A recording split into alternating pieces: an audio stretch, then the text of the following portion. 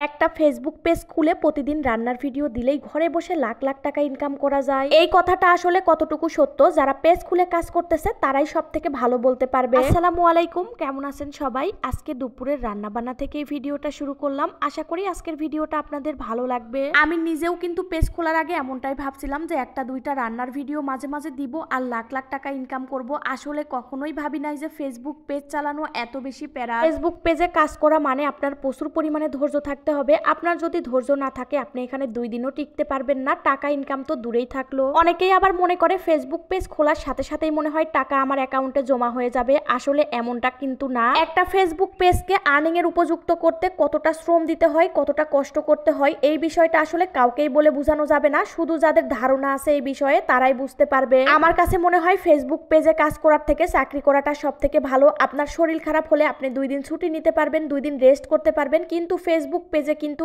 একদিন অসুস্থ থাকলে আপনার কাজের 12টা বেজে যাবে। তবে হ্যাঁ, ফেসবুক পেজে কাজ করে একদিকে ভালো সুবিধা আছে। আপনার বাচ্চাকে আপনি ঠিকভাবে সময় দিতে পারবেন, সংসারটা ঠিকভাবে সামলাতে পারবেন, এটাই একটা সুবিধা। বাচ্চা সংসার সামলিয়ে আপনি প্রতি মাসে মাসে একটা আর্নিং করতে পারবেন। আর চাকরি করলে কিন্তু আপনি বাচ্চা সংসার একদমই সময় দিতে পারবেন না, এই একটা সুবিধা আছে এখানে। আর যারা মনে করেন ফেসবুক পেজে কাজ করা অনেক সহজ, ফেসবুক পেজ খুললেই হয়তো আর্নিং করতে পারবো, তাদেরকেই বলতেছি একটা ফেসবুক পেজ খুলে আগে কাজ শুরু করেন, দেখেন কতটা প্যারা। আমি তো আগে ভাবতাম একটা দুইটা ভিডিও দিলেই হয়তো বা হয়ে গেল, কিন্তু এইভাবে যে কাজ করতে হয়, ফেসবুকে সবসময় লেগে থাকতে হয়, সবসময় শ্রম দিতে হয়, এটা আমি কখনোই ভাবি নাই। সবসময় মানসিক চাপে থাকতে হয়, কালকে কি ভিডিও দিব, কি ভিডিও বানাবো, ভিডিওতে কি ভয়েস দিব, কি ভয়েস দিলে ভিডিওটা ভাইরাল হবে, ভালো একটা ভিউ পাওয়া যাবে। মানে এক কথায় মানসিক রোগী হয়ে যাবেন যদি ফেসবুক পেজে কাজ করে। ফেসবুক পেজে যারা কাজ করে আমার তো মনে হয় তাদেরকে সবসময় মানসিক চাপের মধ্যে থাকতে হয়, সবসময় ভাবতে হয় কালকে কি ভয়েস দিব, কি ভিডিও দিব। এই তো আমাদের অবস্থা এরকম। তো যাই হোক, অনেক অনেক কথা বলে ফেললাম। কথা বলতে বলতে কিন্তু রান্নার শেষ পর্যায়ে চলে এসেছি।